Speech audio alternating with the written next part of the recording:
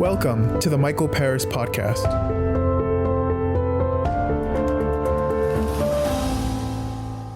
Welcome to 11:50 a.m. KKNW, alternative talk on Seattle radio, and welcome to the Michael Paris podcast. Today I'd like to welcome Daniel Shemtob.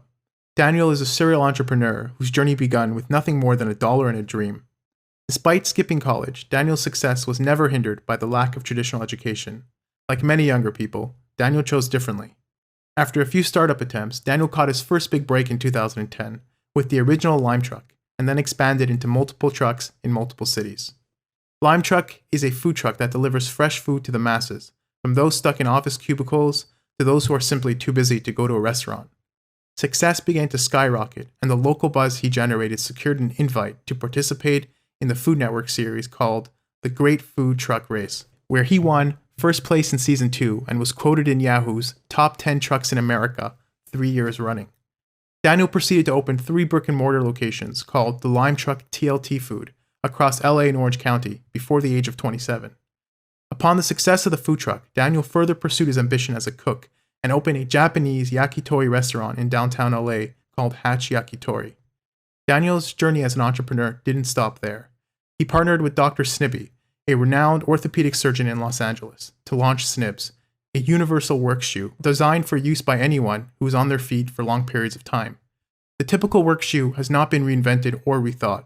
Instead, major footwear companies continue manufacturing the same shoes over and over again. Snibs broke down every element of their shoe and solved the problem from a holistic perspective, creating a new type of shoe for the workplace. Daniel, welcome to the show. So I've been doing some research on you, and I see that you're doing all these amazing companies and startups. You're hustling every day. Your content on social media is absolutely amazing. I do wonder, what's your schedule like? You know, how do you wake up every morning and how do you get all this interesting stuff in one day? I appreciate that. Thanks for having me first. And second, so every day starts similarly. The first thing that I like to do is I like to do a clear mind meditation between 5 and 8 minutes. And it just really centers me and really allows me to be present when I go through the next part, which is I have a large to-do list, and I spend some time in the morning organizing and going through there and selecting what I find to be the most valuable or what I think will get me far forward the most. And so between kind of settling down, really focusing in on what I need to do, and then picking what's most important, I'm able to manage so many businesses at once. Yeah, and I do wonder, when you meditate, are you, planning your day, your tasks, and your priorities, or is it pure mindfulness? It's a little bit of both. So in the initial few minutes, it's really about clearing your mind. I think it's really difficult with all the noise that we have and everything that's going on to clear your mind and become focused. So for the first 6-7 minutes, it's all about clearing my mind. And then literally maybe 30 seconds to a minute and a half, I'll actually ask the world to manifest the things that I really need to be able to move forward in my life. And so for the last 30 seconds to a minute and a half, I just kind of go through and say, hey, I really want this to happen for me. I'm talking to this person. I really want it to go like this. I really want the world to give me this. And so it's just a really quick thing, but it often surprises me how effective it is. And for example, this morning, I was really looking for an opportunity for the food trucks. The food truck hasn't gone out in a while, and it's the only business outside of my events businesses that hasn't generated any revenue since COVID started. And I asked the world for that, and I got 2 calls today. One was to rent out the commercial kitchen in our catering space for just a few months, which really helps a lot. And the other one was potentially for this partnership between us and a cafe that wants to have our food truck out there to do a drive-through kind of setup. And so it's funny because both of those didn't exist in the world today. And after I asked for it to come to fruition, only 10 hours, or not even, only 5 hours later, I started getting phone calls for it. Wow. Yeah. And just to take a bit of a step back here, because we jumped right into it, for all the listeners who are wondering exactly what you do, if you can tell them about your various startups, how they're connected, and which ones, I guess in chronological order, how they all started and came to fruition. Sure. So my first business was opened in 2010. It's the Lime Truck. It's a gourmet food truck based out of Orange County. We won the Great Food Truck Race on the Food Network, a lot of accolades. And then after I got back from the show, I got my opportunity to open my first restaurant in Los Angeles called TLT Food, which was an abbreviation for the Lime Truck. Opened those, then opened a Japanese high-end barbecue restaurant called Hatch, and then a few catering companies called Modern Art, Food Inc., and The Spot. And then just recently launched a footwear brand called Snibs, Snibbs. And that one is meant for people who are standing on their feet all day working. So it's a shoe that took me 4 years to develop, and Wow. just launched pre-COVID. And now all of his employees use his shoes now. It's part of the job Yeah, application. it's like a professor requiring that you buy his book before you start the school season. Exactly. That is truly fascinating. And I have friends who do run restaurants, and I understand how much it takes away from them. So hats off to you for doing all of these endeavors simultaneously.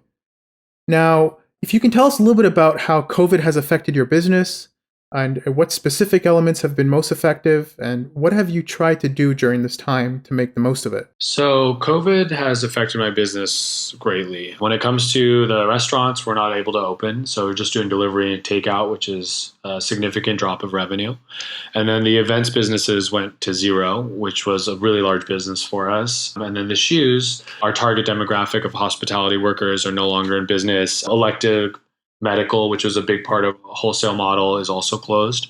And so we've had to do a lot of shifting. Well, I spend more time working than I've ever done. And it's really just figuring out how to pivot, how to operate under these difficult times where you're not used to having only 2 or 3 people in your restaurant. And so if you get busy out of nowhere, you have to deal with, how do you structure that so that we can keep our costs low, but also stay effective as a business. And so every day there are new challenges, and yeah, COVID has made it very hard for us to operate in the same light that we used to. Yes, it's been hard for many. And as someone who is an entrepreneur himself, what I find equally important to making money is building and establishing solid connections, because to me, that's where long-term success comes from.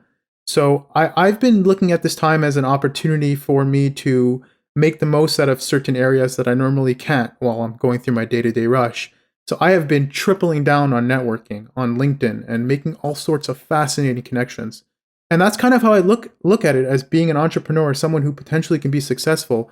It has a very similar tenets to evolution, where you have this environment and how good are you at adapting to the change in your environment? And right now we're seeing a significant change to our environment, and we need to be malleable and adjust to the settings. So for all entrepreneurs out there, it's good to be good at stuff, but you really want to have a very wide and diverse skill set so you can deal with these sorts of changes. Now, I did some reading on you, Daniel, and it appears that college didn't seem to be of particular interest to you. And I wonder what advice you have to give to others who are questioning whether they should pursue college, whether it's for them, and how to start a company without going to college. Sure. Well, I think college is really great for the right person. I think when people are still searching for their path or really trying to gain as much foundation before they go out and try to build a second story of entrepreneurship or going out into the work world, it's really great. I think for me, the challenge is that I was very clearly going to be an entrepreneur, and I was very eager to be an entrepreneur. I basically started my first business when I was in elementary school, having older kids work for me in the neighborhood and charging a fee. And as I basically got into high school, I started another business, and I knew where it was. So I tried to go to a little bit of school while I was still in high school, and I just didn't really have the patience for it. But I think it's really important when deciding what the right path is for you is understanding what's ahead. And so just because I didn't go to school didn't mean that I worked any less than any of my peers. In fact, I believe that I worked even harder than them because I didn't start with college. And so I think you have to decide what your path is forward, and then understand the risks of not going to school, in addition to understanding how long it's going to take for you to be successful. I mean, I started my first business when I was 20, and it failed. And I had to move home from Los Angeles back to my twin bed. And that's when I started the Lime Truck, and that was successful. And so that was a really difficult few years for me. And I learned a lot, and I've used and applied that for my whole life. But, you could have skipped some of those lessons that I learned, or you may have learned them later in life. But I think really just kind of knowing your path forward is really important. And if you don't know your path forward, I would say school is a really smart investment to kind of help define that for you. Yeah, and something you said that I found really interesting is that you had to work harder because you didn't go to college. And I actually really resonate with that thought. And I feel like those are defining moments where you get to realize how much you can do in such a short period of time, where you enter the market at a serious disadvantage. As someone who grew up in an Orthodox Jewish home, who didn't have a very strong secular education, and found himself entering into college doing Calculus 1, where he couldn't even do algebra, I had to spend so many hours catching up. And people look at those as being moments that you should avoid, but those were the best moments in my life where I learned so much about myself and gained so much confidence. So sometimes I really admire the fact that you went off the well-worn path and found your own. And I think that should serve as inspiration to many. Yeah, so I do wonder what advice you can give to our listeners, to those who kind of want to pursue a startup during this COVID pandemic. Do you recommend it? Any advice you can give to those people? Yeah, I think that I guess there's two concepts there, but I do think that if you have a startup idea pre-COVID and now you have to adapt the idea, or you actually came up with an opportunity because of COVID, I think don't ever stop yourself from starting a startup just because it's too meaningful, I think, to your soul and also to your future. And so what I would suggest is the playing field is a little bit different than it was. And maybe, even just 5 months ago, you could start a startup with the concept of we're going to bring in revenue and we're going to have all these like big evaluations and we're going to go out for all these high amounts of money. And I think that the playing field has changed, and what you really need to focus on now is proving your business model and actually bringing in revenue and actually bringing in profits. And so what I would say less is more right now. And I would hyper focus your startup so that you're actually able to get it off the ground. And once you've shown some kind of success, then you go back out to the market and you are able to bid and find investors and things like that, and be able to build that idea up. And so what's really different in today's environment is being able to actually have a proof of concept. And so that's what we did with Snibs, which is my footwear brand.